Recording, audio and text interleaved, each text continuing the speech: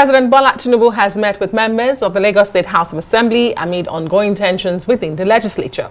While the meeting was held behind closed doors, however, the lawmakers emerged from the meeting singing the now famous "On Your Mandate, We Shall Stand," a slogan often associated with Tinubu's supporters, most likely suggesting satisfaction with his intervention. Both the reinstated Speaker, Mudashiru Obasa, as well as the ousted Speaker, Mojisola Miranda, were in attendance. The 40 legislators arrived in 2 buses, except for Obasa, who came and left separately. Well, a source privy to the meeting says the issues were resolved, but there has been no official statement on the outcome. Well, still on party politics, the Boniface and Ebonam faction of the New Nigeria People's Party, that's the NNPP, has disagreed with former governor of Kaduna State, Nasir El-Rufai's allegations that the All Progressives Congress is responsible for the crisis in the NNPP. Well, in a statement, the chairman of the faction, Agbo Major, described El-Rufai's allegation as misguided.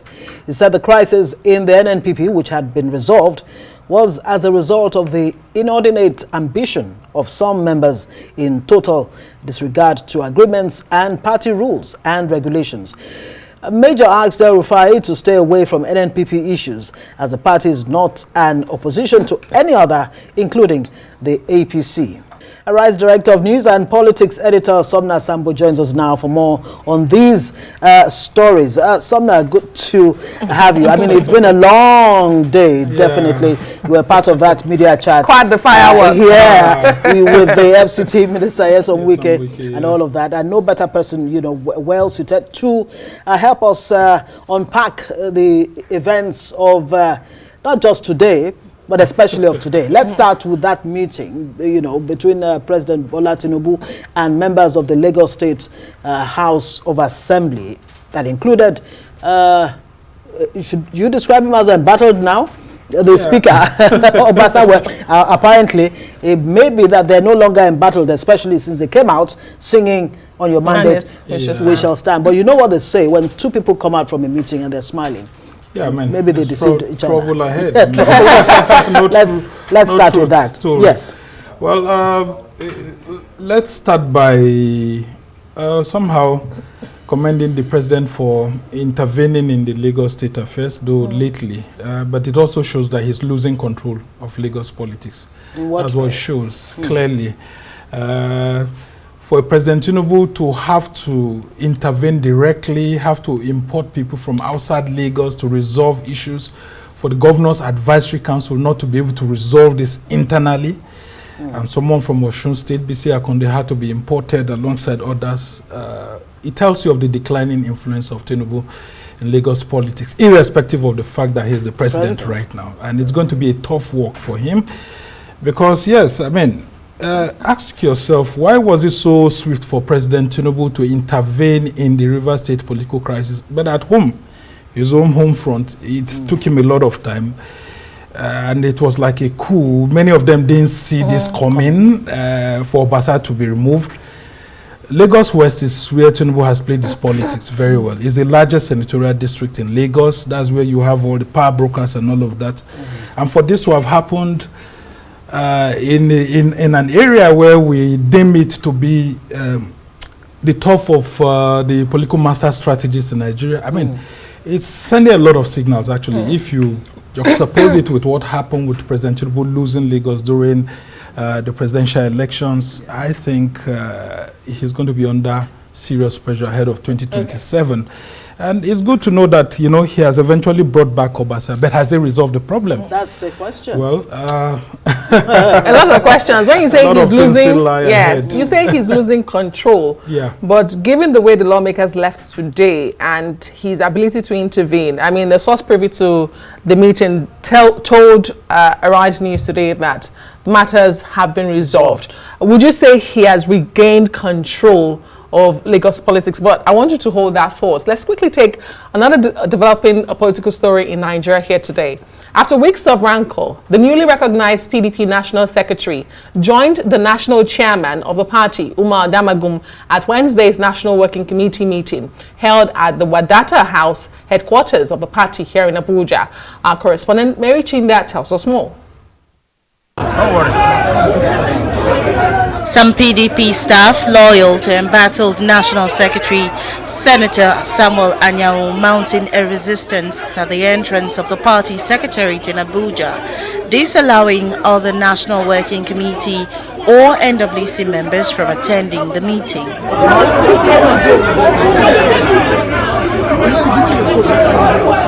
The main focus here is how to stop the newly recognized National Secretary, Sunday Okoye, from gaining access to the NWC meeting. But this is quickly squashed as the acting national chairman and others settle in for the meeting with Okoye in attendance. The meeting ended without briefing the press, but news sources say top on the agenda of the meeting is the inauguration of the controversial South-South Zonal Caretaker Committee built to hold on Thursday, March 13. Meanwhile, the spokesperson of the Opposition Lawmakers Coalition, Honorable Ikenga Ogochinyere, has also hailed the acknowledgement of Ude Okoye as the interim National Secretary of the PDP by the National Working Committee, even though party leaders and members await the final verdict by the Supreme Court. To ensure that the People's Democratic Party does not have this year's National Convention. They've already filed the suit in court. And also, not only that, to ensure that the party does have a presidential primary. And that is why I'm saluting the members of the National Working Committee, who today are in majority, for deciding to step up and show leadership. That no matter what, if the court say, oh, it is an internal party matter, that is victory for us also. So the NWC meeting should be summoned, and Anyanwu will remove the again. And if Damago does not want to comply, you remove him too. Ogochinyere is asking the PDP NWC to also take more than a passive interest in the ongoing political development in Rivers State between Governor Sim Fubara and FCT Minister Nyesom Wike. Mary Chinda, Arise News. Right. Oh, thank you, Mary. Sumner, back to you. We'll come to the PDP issue, but let's focus a bit more on Lagos and the Bola Tinubu factor, who has been seen as a kingmaker for a long time in the state. But here you are analyzing that he's losing control. And my question to you was, do you think he's regaining control? And when you look at 2027 just around the corner, could this crisis resurface? And what do they mean for the party that has governed Lagos since the return of democracy? So, like I said earlier on, President Tinubu is in a very tight position. And let me be very frank with you. You're going to see some steps that he will take.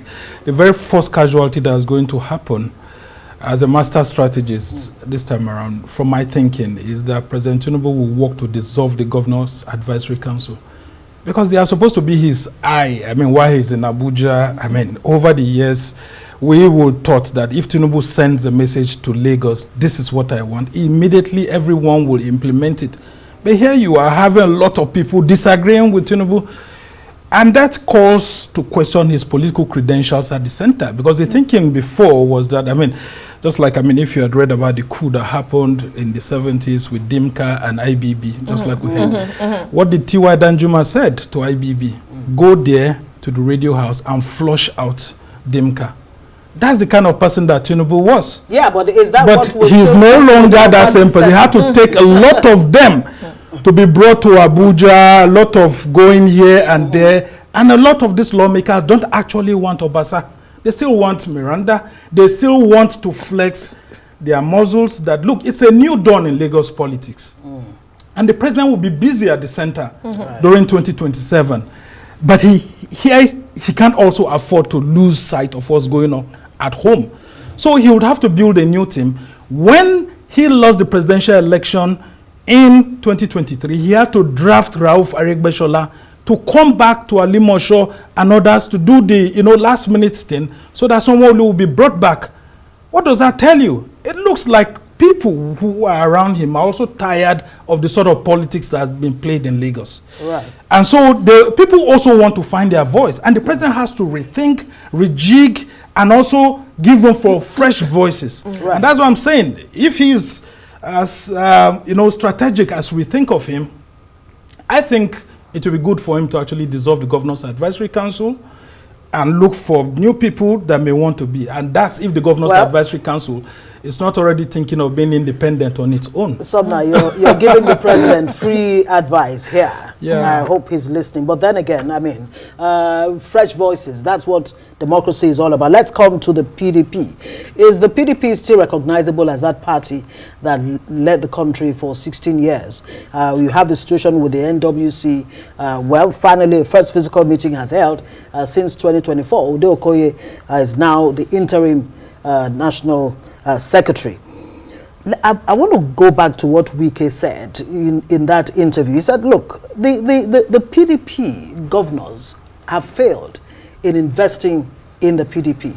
Is it fundamental to what's happening to that party now?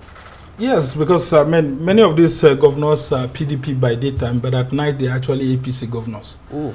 Whining and dining with, just like it used to happen in those days with Abiola. Abiola would tell Babangida and say, you are the president of Nigeria by daytime, but at night, I'm actually the head of state, because most of these people come around me, they need money, need support. That's what's happening. A lot of PDP governors want to deliver, they need money, they do lots of things. So they'll have to come to the president and, they actually stay around with the APC-led federal government wanting to get one influence or the other.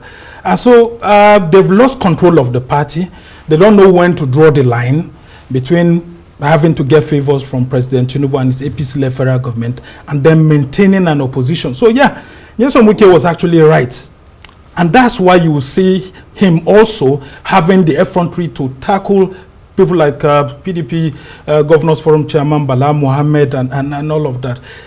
This is not the PDP we all know. Nigeria's former ruling party, and even after that, it was a little bit strong. And that's why you see that some of the elements, they are beginning to lose balance. Some of them are beginning to eye SDP, eye other political parties. But it's going to be a very tough one for the PDP to actually confront the APC. But is the APC even better? No.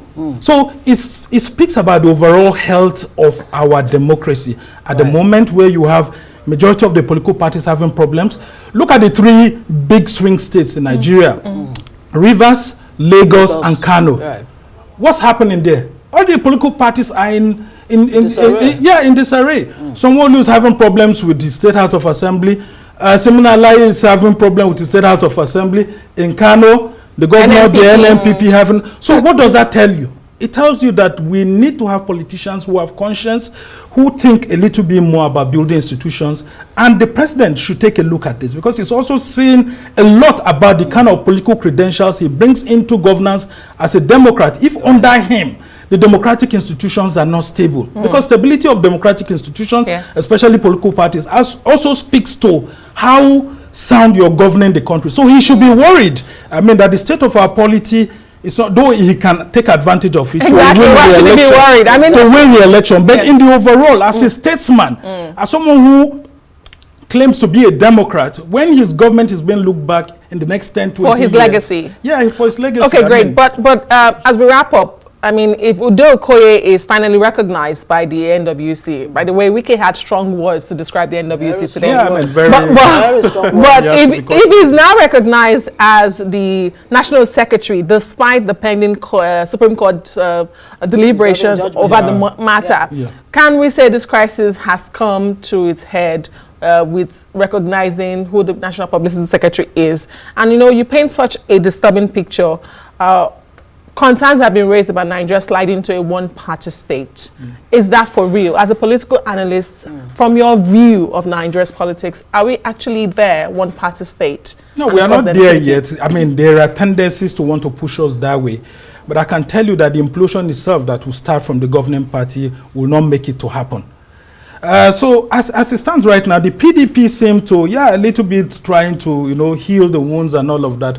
But does it look like they are really serious? Look at the presidential candidate in the last election, Atiku Abubakar. Have you seen him intervening in the PDP crisis? What's his view on the PDP crisis? We haven't heard so much from him. Is he leaving the PDP? Is he staying? These are times for statesmen, people who don't want power just for the sake of power, but for the health of our democracy to speak out. If, for example, this issue between Samuel Anyanwu and Ude Okoye have been lingering, it's time for them, people who built this party in 1998, come out and say, this is what we want. But because of his thirst for political power and the ticket of the party, it's not making him to see things from a particular perspective that will help the party. It's good that they've tried to go to this conclusion, but the biggest elephant in the room is the NEC meeting. You know, the NEC meeting is supposed to hold this month, and as it's now, nobody is sure in the party whether the NEC meeting is going to hold. What does that tell you about the PDP itself? It means that for now, they are continuing with acting national chairman, and now they have acting national secretary. And God knows, maybe they are going to have an acting presidential candidate. One man that's one man that's not acting is not an acting PDP member. Is Wike. He says, "I will fight." Is to he still a PDP member? I will fight to the finish in the PDP. There are also accusations that he's there to do the Undertaker's job. Sambo will have to leave it there. Arise, Director of News and Political Editor. Always exciting having you on Newsnight.